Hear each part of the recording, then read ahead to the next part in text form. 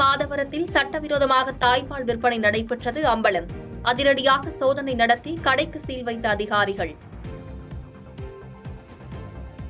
அரசு மருத்துவமனைகள் மற்றும் தன்னார்வலர்களிடம் இருந்து தாய்ப்பால் பெற்று விற்பனை.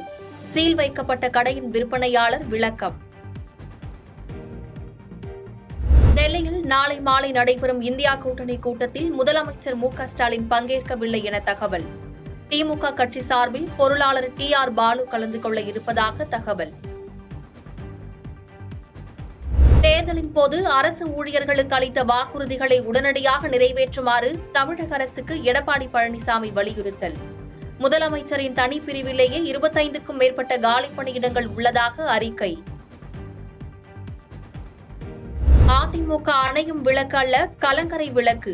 பாஜக மாநில தலைவர் அண்ணாமலைக்கு முன்னாள் அதிமுக அமைச்சர் ஆர்.பி. உதயகுமார் பதிலடி.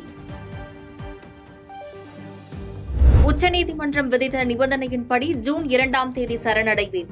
இதுவரை ஜாமீன் நீட்டிப்பு கிடைக்காத சூழலில் டெல்லி முதலமைச்சர் அரவிந்த் கெஜ்ரிவால் அறிவிப்பு. இமாச்சல பிரதேசத்தில் மலை கிராம வாக்குச்சாவடிக்கு ஆற்றில் கடந்து கரடுமுரடான சாலையில் நடந்து சென்ற தேர்தல் அலுவலர்கள். ஆல்மி என்ற கிராமத்திற்கு மின்னணு வாக்குப்பதிவு இயந்திரங்கள் உள்ளிட்ட பொருட்களை எடுத்து சென்றனர்.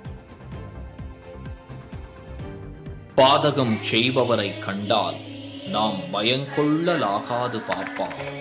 மோதி மிதித்து விடு பாப்பா, அவர் முகத்தில் உமிழ்ந்து விடு பாப்பா. அண்மை செய்திகளை உடனுக்குடன் தெரிந்து கொள்ள இணைந்திருங்கள் இயம்நாடு தொலைக்காட்சியுடன்.